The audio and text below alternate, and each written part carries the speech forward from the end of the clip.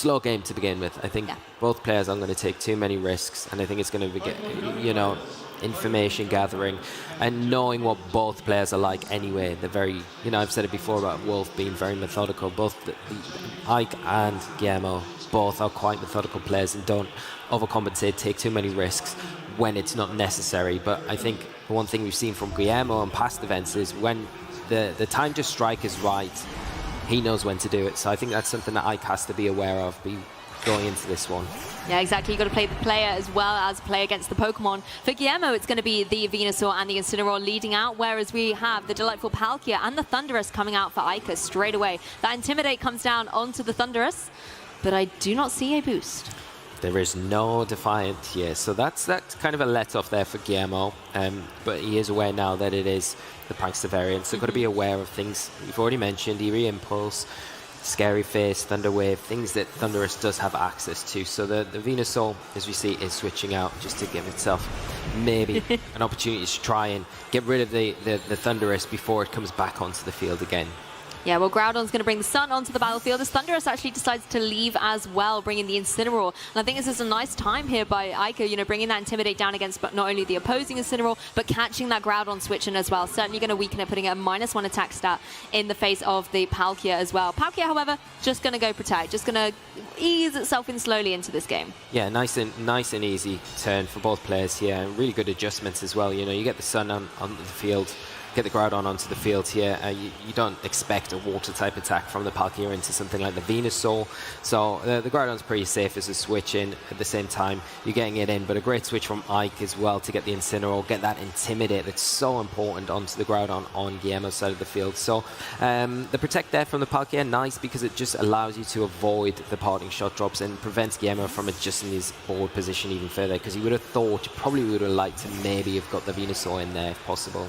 Well, one restricted switches out for Anella. Groudon wanting to reset that Intimidate switches out for Lunala that has joined the battlefield for Guillermo, whereas we can see a Dynamax coming straight out of the fray here with that Palkia for Eike. So Palkia are going to be the Dynamax Pokemon of choice. They're going to be able to apply some formidable threats down against Guillermo's team. But it's going to be interesting to see which option of max move the Palkia is going to look into, particularly with this Lunala having just joined the field, whether it's going to have to take some unnecessary damage. Max Wormwood comes out though, going to target down into that Incineroar. Does a significant chunk of damage, not enough to pick up the one-hit KO, but very, very significant, and notably will drop that attack stat of the opposing Incineroar. And if Groudon had stayed in, then it would be there sitting at -2. Incineroar finally able to get that parting shot off that it wasn't able to do last turn. Just going to be reducing the special attack and attack of that Palkia, so weakening it that little bit while Eike is locked into the Dynamax. Yeah, and you can see what Guillermo's trying to do here. You can see what Ike's trying to do here. Get some nice big damage, consistent damage onto the Incineroar. It probably doesn't have Protect.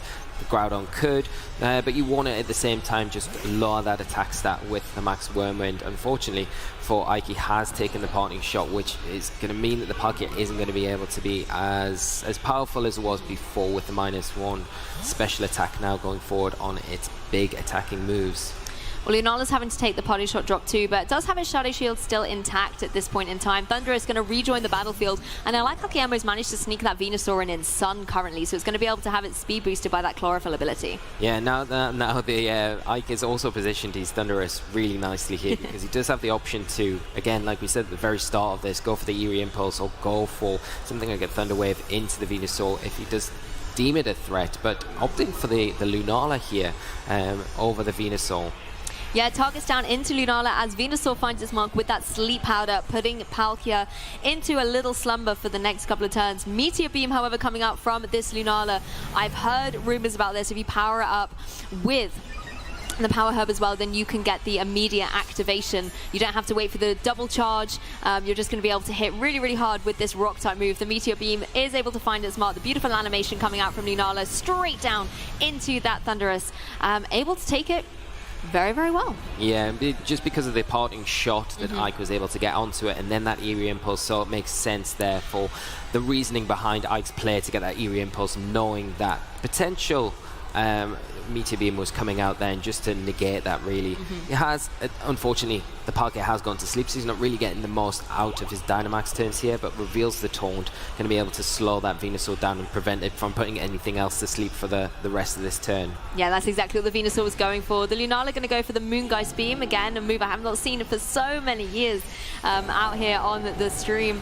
Going to go down into that Thunderous, but you're right, the Eerie Impulse and the Potting Shot and things like that really kind of playing into Eike's favor here. The Thunderous able to take these moves. It has its Citrus Berry as well, so regains a little bit of HP. And if I was Guillermo, I'd probably try and find a way to switch out that Lunala and reset the drop. But you don't want to then, bring in a Pokemon that's going to catch any additional damage. But at the very least, from Guillermo's perspective, Eike doesn't have the Dynamax anymore. No, and he's stalled the Dynamax turns out from the Palkia really well, positioning the Venusaur on the field and being able to kind of get that Sleep Powder to connect and just really mean that there's no momentum kind of built from Ike's side of the field with his Dynamax. And Guillermo now does have the option to Dynamax something on his side of the field. Like you say, the Lunala are -2 right now, special attack, so may want to switch out or may want to try and just stay on the field like it is and just try and chip damage down. I think the big thing for Guillermo to kind of unlock some of his big hitters on his side of the field, if he doesn't choose to go down a Groudon route, is to remove that Thunderous as soon as possible, remove that Eerie Impulse threat. As soon as that's gone, it kind of unlocks Lunala's ability to do big, devastating damage on Ike's side of the field. I mean, damage-wise, Eike is really leaving this Lunala alone. Its Shadow Shield's still intact, and I think just by going for those Eerie Impulses, it's just really negated it as a threat. But I think if you're Guillermo, while Lunala is being left relatively unchecked at this point, damage-wise, you might as well see if you can keep getting that chip damage and just weaken the Pokemon on Eike's side for Guillermo's Pokemon to try and pick up a KO a little bit later on. The Groudon switches out once again. It's being quite skippy at the minute, jumping in and out of the battlefield. As Thunderbolt comes out from the Thunderous, is now going to break the Shadow Shield on Lunala. Possibly I spoke that into existence a little bit, Lee, as the Moongeist Beam comes up once again. So again, Lunala just trying to get these little bits of damage across for Guillermo, possibly try and pick up a KO against the Thunderous, but it's still not going to be enough as Palkia goes for that Spatial Rend. Going to be firing down into that Venusaur that just switched in, going to deal a significant chunk, taking it over 50% damage. So unfortunately for Venusaur, that took a heavy hit. That's some nice damage there for Eike onto the Venusaur, because that is a potential Pokemon that Guillermo could decide to max, and maybe taking that much damage probably it means that he's not probably going to opt for that right now. You've got to be aware though, this turn is a play where Guillermo could switch out the Lunala for the Groudon to get that Chlorophyll boost, and then the Sleep Powder is something that could threaten once again on Ike's side of the field. And as well, Guillermo does still have access to their Dynamax here. Going to be able to have those 3 turns to deal some damage out. And it's going to be the Venusaur, even though it has taken significant chunk. I think if you're able to get off something like the G-Max Vine Lash, you're going to be able to get that residual damage chipping away. And that might finally be what Guillermo needs to get rid of something like this Thunderous that's causing a lot of problems on the battlefield. Palkia, once again, just going to go for the Protect, play a little bit of defensively. Doesn't want to take something like the Vine Lash from this Venusaur. As the Taunt comes down, covering for any potential Sleep Powders the Venusaur might have gone for instead. But it is going to be the G-Max Vine Lash down into that Palkia. Minimal damage through the Protect, but I think the critical thing here is to get that residual damage set up as well. Yeah, and I think that's a really nice play from Guillermo, identifying a play here where it's likely that Taunt is going to come up from the Thunderous, so thinking, okay, I'm probably not going to get attacked here. Even if I do get attacked from the Palkia this turn, the Spatial Rend in my Gigantamax form isn't going to knock me out. So I'm pretty safe to get my attack off here, and I can, like you said, start that residual damage that is going to start to whittle down and chip down Ike's side of the field, because he has got a very defensively built style sort of team. So that residual damage every turn is going to start to add up, and it's going to make it very difficult for Eike to kind of manage at this point in the game. Yeah, and all that hard work for Lunala finally paid off, able to get the KO against the Thunderous, allowing the Incineroar to come into the battlefield. And I think we can see now a little bit why Guillermo is really preserving that Groudon in the back. Something like the Incineroar and possibly that Zacian, as the restricted, could be lurking in the back there for Eike, and you just need to make sure you've got the utility to be able to deal with it. Lunala isn't the best Pokemon to deal with Zacian anyway, particularly not with its reduced stats, and Venusaur certainly is not capable of dealing with it, normally speaking. Yeah, and then now you see for Eike, he is bringing the Incineroar in. It is going to have a little bit of pressure onto the Venusaur with Flare Blitz, but you've got to worry as well about Max Quake potentially being an option on the Venusaur for Guillermo that could come out, give you that special defense boost, which is going to make it a little bit easier to manage things against things like Palkia, especially now we see the Groudon hit the field. It will always appreciate a special defense boost whenever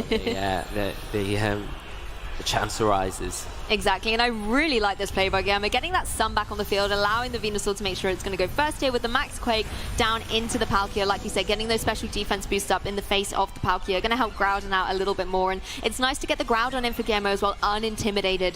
Earlier on in the match, that unfortunately wasn't the case for him. Palkia does go for that Spatial Rem, but with the Dynamax able to hang on, 62 H points remaining, as Incineroar goes for the Darkest Lariat, so no doubt this was going down into what was the Lunala slot. Groudon going to be able to take this much better than Lunala would previously, but really good information for Guillermo to know that that move choice is on that Incineroar going forward. The residual damage as well, stacking up, going to be able to pick up the KO against Palkia. Yeah, and I think the big thing that you just identified, Lou, is getting the Groudon onto the field and locking that Intimidate onto the field on Ike's side, so you can't shuffle around the Intimidate anymore. Groudon is going to be able to get a full power Precipice Blades off.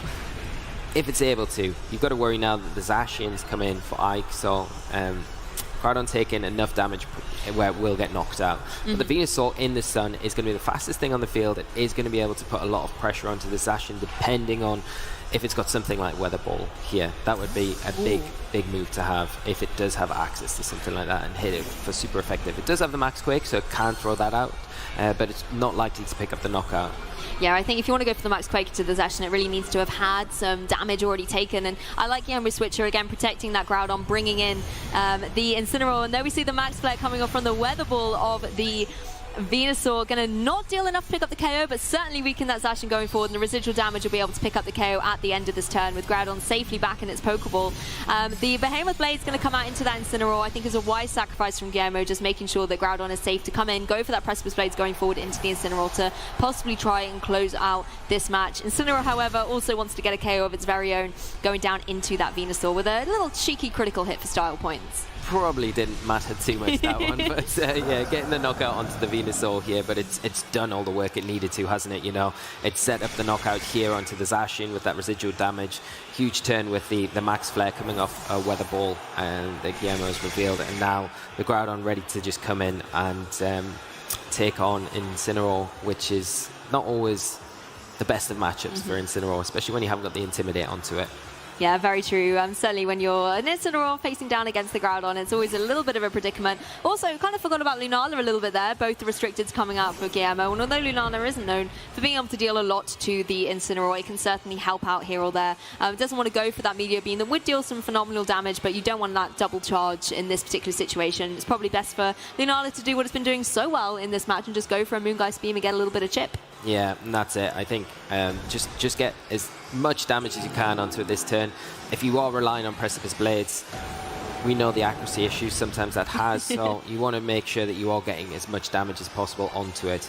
We do see it connect and activate and reveal the Shucker Berry on Ike's Incineroar, so that's good information going into game 2 at least.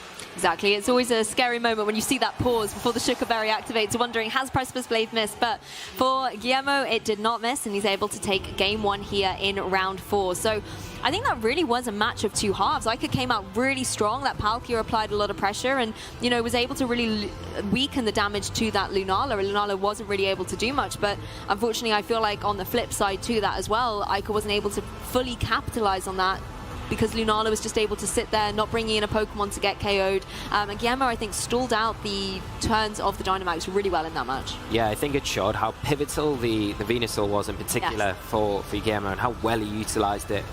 He used it in a support role, as well as then finally in that final offensive role that pushed him up the line almost to take that first game, because he utilized the Sleep Powder, which shut down the Palkia, put it to sleep for 2 turns, just made its Dynamax turns really irrelevant there, made it very difficult for Ike at that stage of the match.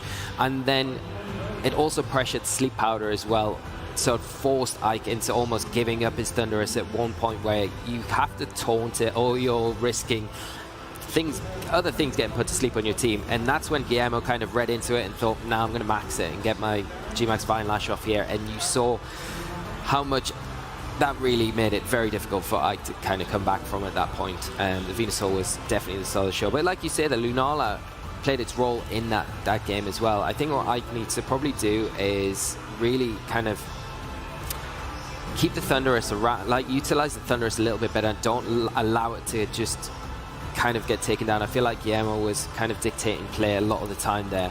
Eike has got the tools to shut down a lot of what Guillermo's trying to do, especially with that eerie impulse. It's so good. But it's all about kind of keeping Thunderous for the right time to utilize it. And maybe something like the Porygon 2 could be something that we could kind of come in and see Eike utilize and maybe do a little bit of a better job than what the Palkia did in that match. Well, that's the thing, Eike came out so strong and was really in control and really slowed down, I think, Guillermo's strategy there, really negating the damage of the Meteor Beam and things like that, and just, reducing the capabilities of that Lunala. But unfortunately, like you said, for Eike here, Guillermo had a plan, of their very own as well, was able to bring that Venusaur that is such a threat. You don't know what it's going to go for, particularly when the sun is in the sky. It has that very speedy Sleep Powder that's just going to be able to derail through your team. And then at the same time, it can be an offensive threat. And I think it was interesting for Guillermo there, like you said, I think, to make that prediction that the taunt's going to come my way. Yes, my Venusaur is at reduced HP. I think it was already below 50% when he went for that Gigantamax, but I think that certainly was the turn that really put him in favor in this match, being able to get that damage off, really leaving Thunderous on Eike's side to have wasted a turn.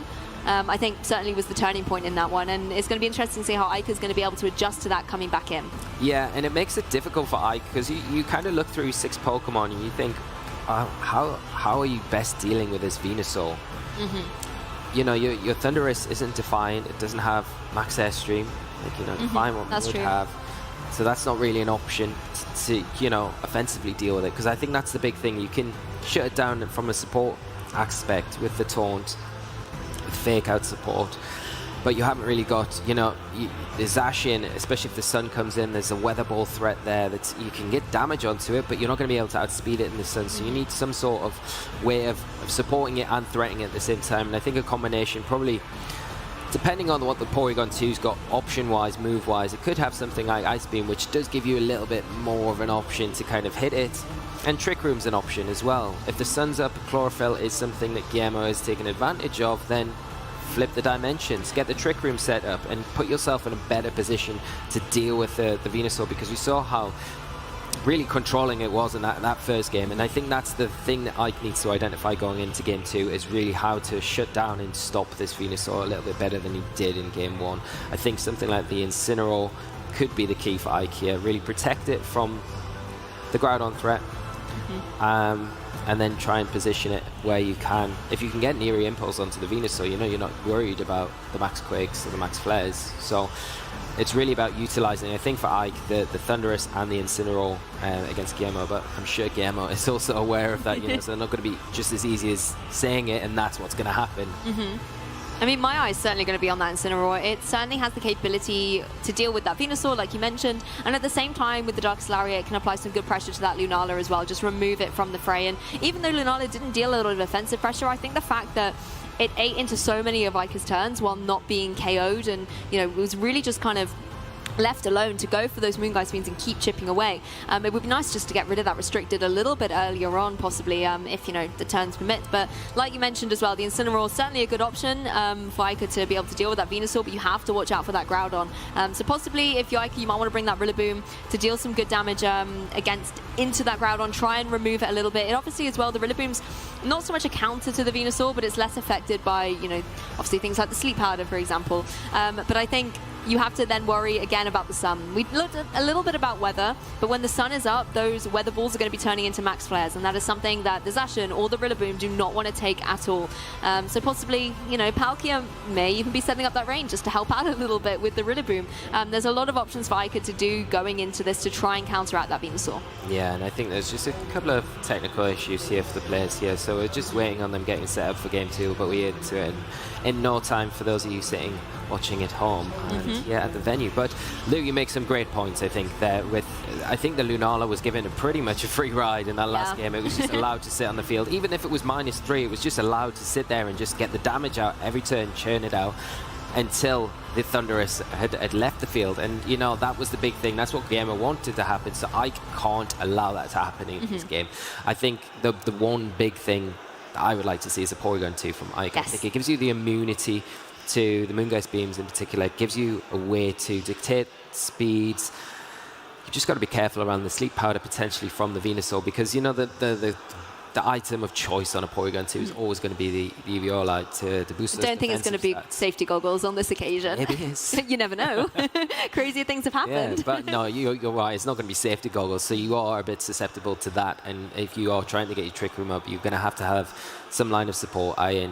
fake out support from your Incineroar or the taunt support from the Thundurus. So they're the two options that you could kind of look at and try and get a little bit more back. And you know, depending on the move choices, we already talked about it, but if something like Foul plays on Porygon 2, then you've got a really good way to not only pressure the Lunala, but break the Shadow Shield, and then with a combination of your Incineroar, knock it out with just those two Pokemon. And like you say, that is going to be a key of trying to remove that restricted Pokemon.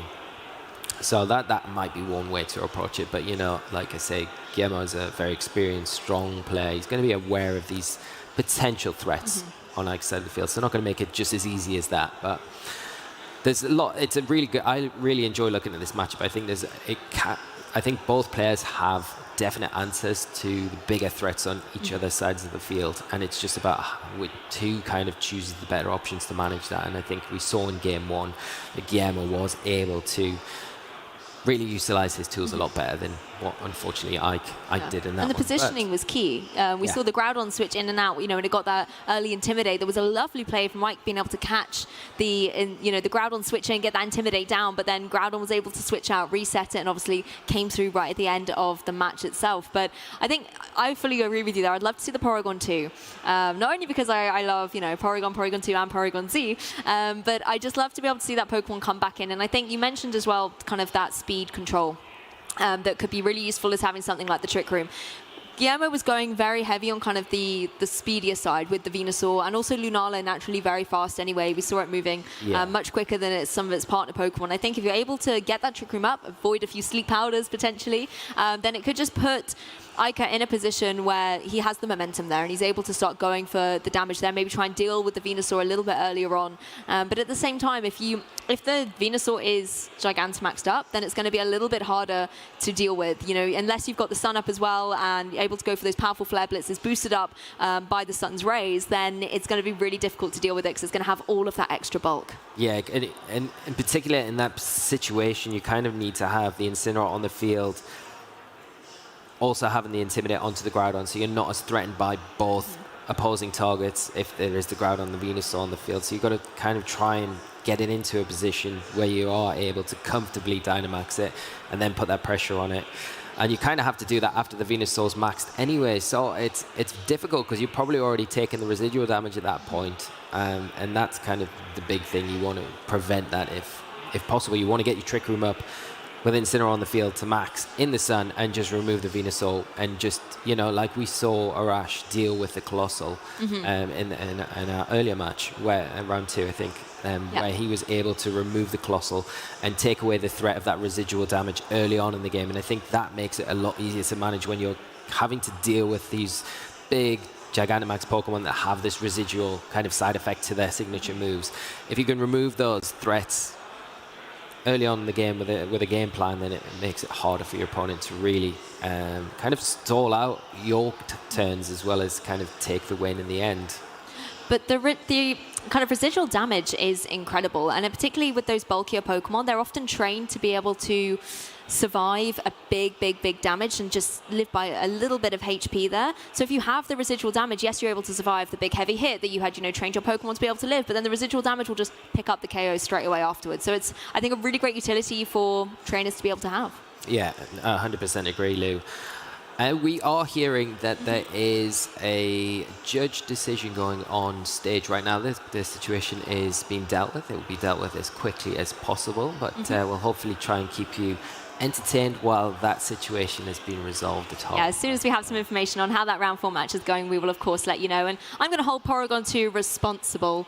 I think we're just going to have Porygon 2 causing some shenanigans in the Nintendo Switches there because it's just so desperate to get in onto the match.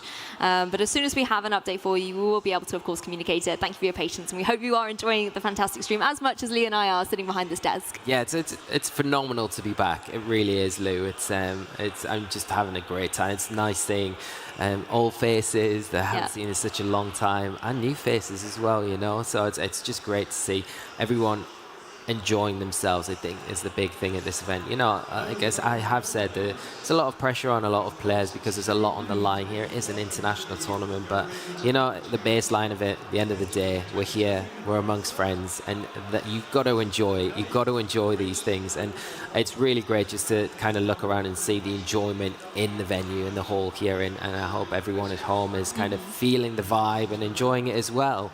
Yeah, it's that live atmosphere. And, you know, obviously we haven't had live events in a while, and we've had some fantastic online events that we're all able to enjoy and spectate watching as well. But there's something really nice about kind of having face-to-face interaction again with the kind of atmosphere, the energy running through the hall as well. And just being able to see the action live as it happened is just, it's amazing. And I think everybody is so excited for that as well.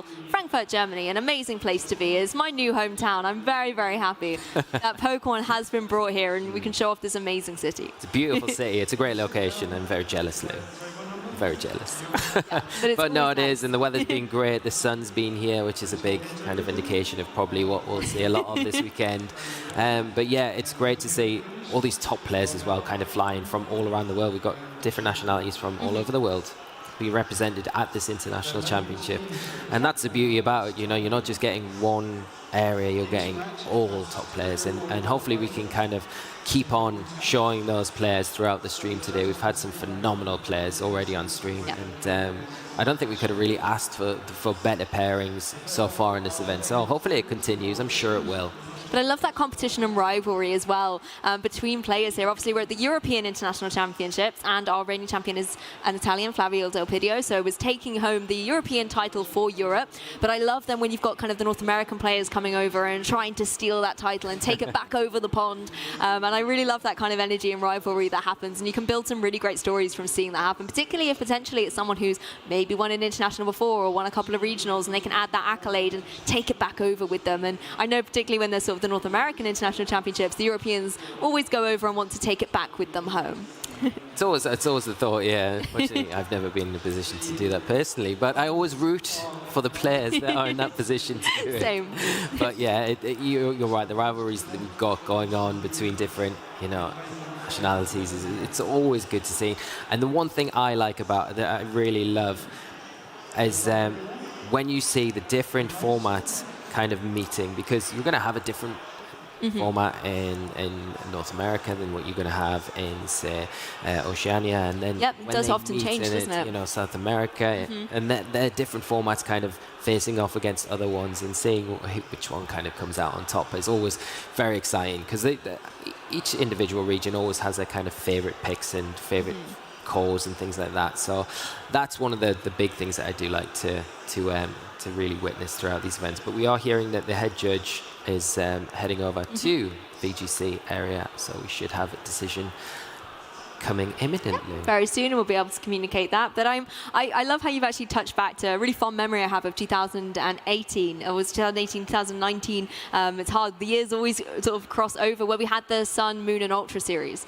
And I just loved how each international, I remember I think it was the, I'm going to get all my orders a little bit confused, but there was Sun in Europe, I think it was. Yes. And then Moon in Oceania, and then Ultra, I think, in Latin America International. So each of these internationals had a completely different kind of format. There were different legendaries, different restricteds, and just the composition of the teams changed dramatically between each event. And I think I love being able to see that throughout a whole year, when you're in one whole year of a series, and seeing how not only players have adapted to the series they've been given, but then how they've changed as things have developed and progressed, and which Pokemon are coming to the forefront, and then which ones we don't hear about for a while because they're just not utilized as strongly. I think it's always a really nice thing to be able to follow throughout a series. And obviously right now in the 2022 season, this is what we've got in kind of the Road to Worlds at the moment, this current double restricted format. And I think it's really interesting that players, having had a lot of changes over the series that we've had over the past couple of years online and things like that,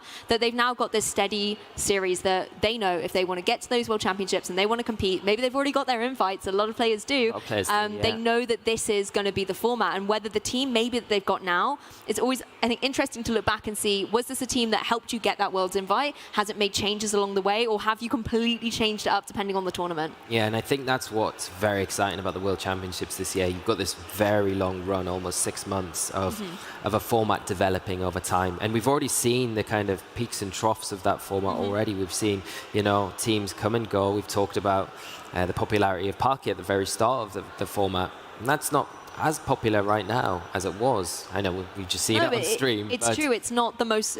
You would see it all the time when you were practicing, and now it's just, you know, here or there, and you still need to prepare for it. But it's certainly kind of been knocked to one side as Groudon has emerged as kind of the favorite currently. Yeah, and I think with that prolonged period of a format, and obviously these big events happening, we've got this event now, we have obviously the US International Championship coming up very soon, so be interesting to see what takes this event, how that changes the format, and what will be popping up at the United States International Championships, which would then lead into, you know, a crowning event of the season, which would be the World Championships, which is very exciting. Like you say, Lou, the development up to that point is, I think, going to be just a real joy to kind of have a look and see what Pokemon come and go and what ends up being king of the 2022 season.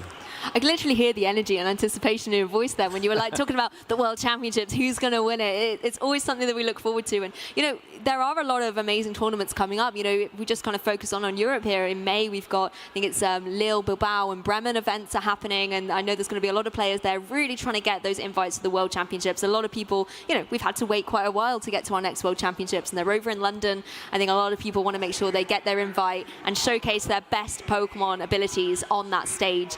I think it's always a phenomenal thing being the World Championships. I've never been as a competitor. I've been as a spectator many times, and I can tell you it is one of the most electric, amazing feelings to be there and see such high caliber Pokemon play. But you've been on the other side, haven't you? And you've been sat down in that pressure of the World Championships. Yeah, a few times, and it is different. I'm not going to say it's easier this side of the desk, because it's not. It's different. But yeah, I mean, if you're playing the TCG, Pokemon Go, VG, or Pokken, I mean, there's no better feeling than being able to, you know, and it's a pleasure, it's a privilege to be able to play at the kind of highest level. You can play with the best players around the world, and it's phenomenal. And I would encourage anyone that's interested in any of these different formats to get involved and try out, because, you know, there is time this season to win an invite, and we'll obviously be starting next season, but, you know, we are getting ahead of ourselves because we are at the EU International Championships, so we should really probably talk a little bit more about this event. What has been your highlight so far? Well, it's still very early days. We're still this side of lunch, I would say, on day one. That's how I like to break up the day. Is it before or after lunch? It's, you know, it's an important part of the process. But I think, to be honest, seeing a lot of the different restrictors has been really inspiring. Obviously, us coming in as commentators, we like to kind of predict what might be happening, get a little feel for what the meta might look like when we take to this side of the desk. And I think it's been really interesting and surprising, and I've really enjoyed being able to sit back and, you know, obviously listen to Adam and Rose as well, commentate their phenomenal matches to kick off the competition, and enjoy a couple of our matches as well. I think my favorite highlight so far, let's be honest, has been Wolf versus Ben, their match in round 3, because I got to see a Dynamax Regieleki, which is always amazing. He's always happy to be here. You know, he's just a positive force of energy. I just adore him. And he, you know, yeah, exactly, just happy to be here. And, you know, able to go for the Dynamax, I think, was really powerful, not only to witness, but actually it was obviously a crucial moment for Wolf to be able to win out those games. And on the flip side of that, Ben also went for a Dynamax Incineroar, and I loved that Pokemon as well. It was a great match, and I think unconventional ways to approaching the match, and really successful unconventional ways to approaching the match. And I think that was a really good example of how you don't need to just do the norm or what is expected to happen, you know, and Wolf really kind of going outside the box to really just, you know, clear game plan. I know what I need to do, and executing it perfectly, you know, made it very difficult for Ben to kind of get a foothold in that match. It wasn't easy in game 1, we've already mentioned that, but great match to watch. And I think all the matches today, I mean, Flavio's match round 1, the Solgaleo against Aaron, and I think that match was really exciting to kick us off into this tournament. And what better way with a you couldn't have asked for a better start. Reigning international champion for Europe, and against Aaron as well, who's one of the best players in North America, just come off an incredible result at the recent regional Salt Lake City over there. Second place, runner-up. And I think just that match was just a great match to watch, and just some of the kind of the plays in that game, probably one of my favorites, even though you didn't ask me, but I'm sorry, I'm just kind of jumping the gun. Well, I was, telepathically I did, so there we go. I could see it in your eyes. That's why. I was like, and what about you, I Lee? jumped in.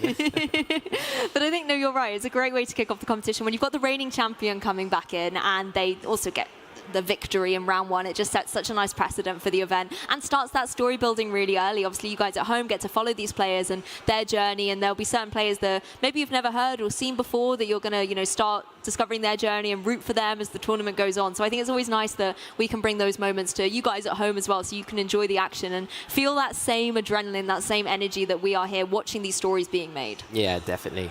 And the one thing I keep thinking about right now, I'm just playing a little bit of restricted bingo in my head. Restricted Pokemon bingo. What have we seen? We've seen the Solgaleo. We've seen Lunala. We've seen Lunala. Palkia. Groudon. Groudon. We've seen plenty of Zacians, I'm sure. Yeah, we've seen it. There's been a lot of Zacians Calyrex. in and around. Yes, Calyrex Shadow. Although we didn't technically see it. We didn't know. You and I didn't, at the very least. No, we didn't. It has been on. It was in team preview, but Yes. it didn't make its appearance out on the stage. But I think it's interesting you say that, because we were kind of saying the Pokemon that we wanted to see Lunala and Palkia, and then in this round 4 match there happened to be one apiece, and they actually came into the match as well. So maybe we should think what other ones do we want to see? Oh, if it was Porygon Z. I mean, we got a Porygon 2, we were almost there. Barely. Not quite. Needs to evolve up one more level of Pokemon evolution. That would have been brilliant. But yeah, definitely nice to see the variety. And I think, again, there's still a few sort of road choices out there. I would personally like to see the Calyrex Ice Rider. Yeah, I'm just a big fan of Trick Room teams in general. That's me as a player. So it's quite nice to see the experts taking a Trick Room team and playing it much better than I ever could. Fans, right. Yeah, Trick Room would be amazing to see a little bit of that. Send it. Send out all the energy. Trick Room would be really cool to see. And it'd be nice to see it piloted really well here at the European Championships as well. Yeah, because I think one of the things that we've noticed throughout the kind of transition, we've talked about the formation of this format up to this point. One of the teams that has had really good bouts of success is that Ice Rider Calyrex team and the Palkia combination. There might be different variations of it, and there might be a variation right now in the field that we haven't seen yet. So it would be great to see it on stream and see it have some success, because I do think it has got a really strong place in this format. It's just about getting that balance right, the consistency right of the team. But it is just one of those teams that we've got to hope, send the vibes out, and hopefully it gets on the screens for us all. Exactly. And a little update for you, we'll have our match very, very soon. Players are just getting set up on the stage, and we'll be able to bring you that action as soon as they are ready to go. They'll be playing through into Game 2. So thank you so much for your patience and listening to Lee and I kind of do a trip down memory lane a little bit as well, all the nostalgia here at the event. But just while we wait for them to kind of get set up and get ready, I want to throw a bit of a curveball at you, Lee, and I'm really sorry for doing this. But coming into this event, there was one Pokemon that I heard a few rumors about, and we saw have great success taking second place at Liverpool Regionals, Shedinja. What are your thoughts on Shedinja? Do you think it's going to be a good call coming in? Do you think it's got a place in this current meta? Yeah, 100%. It's a Pokemon, so I'll answer if I like it first. I like Shedinja. I've always liked it since, I think I think it was runner-up in the 2009 World Championships. I think I might be just making things up because I'm a big Shedinja fan. It's definitely been around. It's been around a lot, and it has a really good place in this. Obviously, its Wonder God ability is its selling point. It does have that 1 HP. No more, no less, just 1. Just the 1. But the Wonder God ability, if a move is not super effective against it, then it's not doing any damage at all. So it has the ability to lock out teams and just create win conditions and so on. It has some nice move options now as well, and Poltergeist that really kind of takes advantage of opponents with held items. Very powerful attack. It has really frustrating support options for opponents like Ally Switch. I was about to say Ally Switch, surely the first one you're going to mention. Yeah, you know, so it is a very frustrating Pokemon to play against, and I think if you are seeing it in team preview as a player and your opponent's using it, you've got to have an answer to it, because if you don't, then it's going to be something that your opponent just is able to manage the situation to a point where they cannot touch it, cannot do anything to it, and it's kind of like an auto win almost. So I love that curveball though, Lou. What are your thoughts on it though? Well, I always think it's the Pokemon, like you say, if you see in team preview, you have to think, what are my Shedinja answers? Because if you don't bring them or they get KO'd early, then your opponent can capitalize on that, and Shedinja's just going to be able to sit on that field and do what it needs to do. But I was always a little bit suspicious if it was going to do well, purely because of all the residual damage that we've been talking about. Yeah. You know, Charizard with the G-Max Wildfire, Venusaur with the G-Max Vine Lash, and obviously just some weather conditions in there like hail or sand that sometimes we see from time to time. Those can obviously, with the 1 HP stat that the Shedinja has, cause a lot of problems. And although we see Shedinja often having the Focus Sash, giving it that kind of second chance lifeline, as it were, it still isn't going to stay around long if you have that residual damage on the field. No, and that's, I think, one of the reasons why you might not see it as much as you probably would have if those weren't as popular. I think they do make it very difficult for it to kind of get a foothold. But in the right situation, it can be a very strong Pokemon. And as we saw at Liverpool, having the second place finish there, I mean, shows it's a very good option on a lot of teams. So might see it later on. But we are finally getting into Game 2, Lou.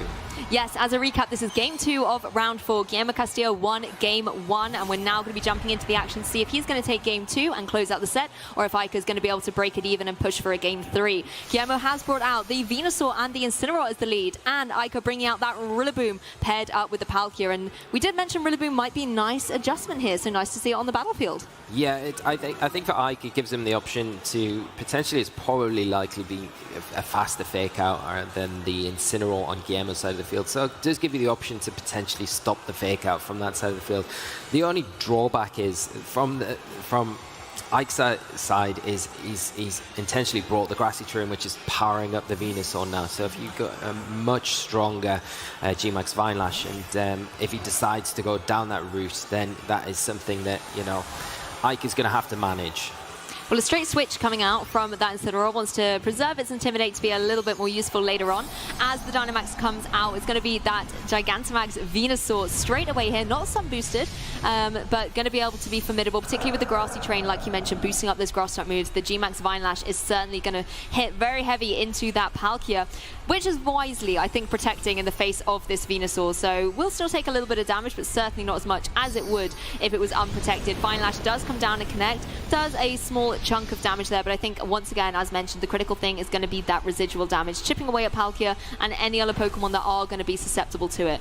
U-turn, a nice adjustment, however, just going to give Eike an opportunity to change up the ball positioning, and ball positioning was something that we said, Lee, was, I think, a critical thing coming into this set. You need to make sure you've got the right Pokemon out to provide those counters, and Eike opting to bring the Zacian in here at this point. Yeah, and I think the Zacian coming in here is quite nice in this particular board position because the sun's not present on the field, so you don't need to worry too much about the speed of that Venusaur, but it's always going to be a threat where potentially Guillermo could switch the Lunala out now, get the Groudon onto the field.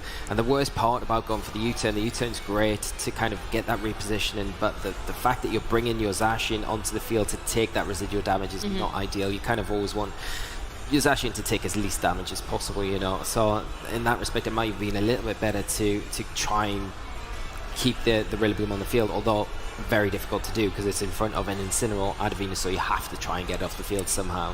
Yeah, and I mean, I believe, if I'm right, in Game 1 we saw the Zacian KO'd by the Weather Ball, which turned into the Max Flare with that chip damage. So I wouldn't be surprised to see the Groudon switch in here and set that sun. That's exactly what Guillermo was doing here. Not only is it, of course, giving Venusaur double speed with its Chlorophyll ability in the Sunshine, but critically the Weather Ball will turn into Max Flare in the Sunshine, and that should be enough, or based on Game 1, has the potential at the very least to pick up a KO against that Zacian, and that would certainly give Guillermo a nice advantage going forward. Does connect down onto that opposing Zacian, and it will be able to get the KO against it, so Eike loses Oh, with a critical hit as well, but Eike loses that restricted Zacian very early on before it's able to capitalize on any damage. Yeah, and like you identified there, I think the critical hit did matter because we saw from that game one that similar situation where the Max Flare went into the Zacian and the residual damage from the Vine Lash was enough to pick up the knockout there. So really well identified from you, Guillermo, identifying it as well, making it extremely difficult for Eike to kind of get a foothold in this match and kind of build any sort of momentum. So this is the last turn of the Venusaur's max turns, but it does threaten potentially a knockout onto the Rillaboom here with that Max Flare that we've just seen, or even a Max Quake into something like the Incineroar here. You've got to be a little bit wary if you have got the Groudon out. It doesn't really want to be in front of a Rillaboom with the Grassy Trainer, but I mean, you've got the perfect protection next to it with the Venusaur. I was going to say the protects here could be really interesting. Obviously, the Max Flare could target down into that Rillaboom, but if it protects and the Incineroar on Eike's side wants to go for some devastating Flare Blitzes, then that could really help out Rillaboom against that opposing Venusaur. Intimidate is just going to come down. Really nice play here, just reducing the attack stats, as Incineroar on Eike's side does go for the fake out into the opposing Incineroar that has just switched in. Max Flare does come out from the Venusaur. Let's see how much damage this is going to do to that opposing Rillaboom. Able to take it reasonably well, however. Yeah, taking it really well, and to be honest, in the sun with that boosted and getting a really important snarl off. So nice play here from Eike just to try and stall out this last turn of the Gigantamax from the Venusaur and also not lose anything at the same time, you know, able to keep the Palkia in the back kind of safe, and that could be a max option if he wants to later on in this game. But the Incineroar is in pretty good health now. The Venusaur has finished its max turns, and now, although it's not as threatening on a offensive level, it is very threatening in regards to the support that it can now throw out with sleep powders and things like that.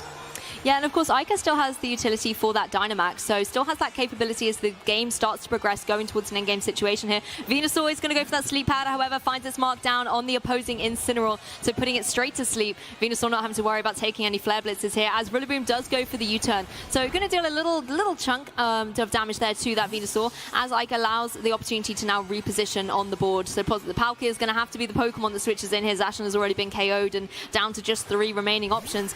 And I think it's interesting how, again, we've spoken quite a lot about this Fire Water Grass Core, and we now have a classic example of it out on the battlefield. The potting shot, however, is, unfortunately for Eike, going to connect down into that Palkia. Going to be reducing its special attack before it has the opportunity to deal some significant damage here, and certainly does put that pressure on Eike a little bit more, potentially with the Dynamax. It's going to be weakened. It's not going to be as effective. Yeah, and it's making it like every kind of turn that good play that Eike makes is kind of like being matched exactly for that by Guillermo, where he's making it very difficult to get any sort of momentum here. Like now with the Palkia on the field, it's -1. It's not an ideal situation. It is probably your best kind of option as a Maxmon though that you've got on outside of the field. So it's like, what do you do now? Do you switch it out into the Rillaboom, which is quite obvious, but then it does give you immunity to Sleep Powder if you do suspect that from the Venusaur this turn. And then you can try and hopefully wake up with your Incineroar, get a Flare Blitz into that Venusaur and just try and remove that threat if possible. So that might be a play that we see here from Eike to try and pull this match back. Yeah, lots of thought pathways there. Rillaboom going to come in, though, however, as Venusaur goes for the Sleep Powder. Of course, Rillaboom not affected at all, as Lunala does go for the Meteor Beam here. So, going to be able to boost up its special attack by 1 stage as it overflows with that glorious space power. And will be able to, obviously, reduce the 2-charge move into one turn due to the Power Herb. And it goes for this Meteor Beam, going to connect down, I believe, onto that opposing Incineroar, and just going to be able to remove it from the fray. You know, it doesn't have to worry about it waking up from sleep. It's back in its Pokeball. And that's the problem with the play that it talks about. You kind of just forget about the Lunala sitting there, and like you mentioned when we kind of analysed in game 1, you can't just leave the Lunala alone. And with the Power Herb still intact, having access to that kind of 1-turn Meteor Beam, it's just that it's kind of an overwhelming pressure that Guillermo's putting on with the Venusaur, and it's all coming directly from that Venusaur, really, with the kind of the support from the other Pokemon, of course.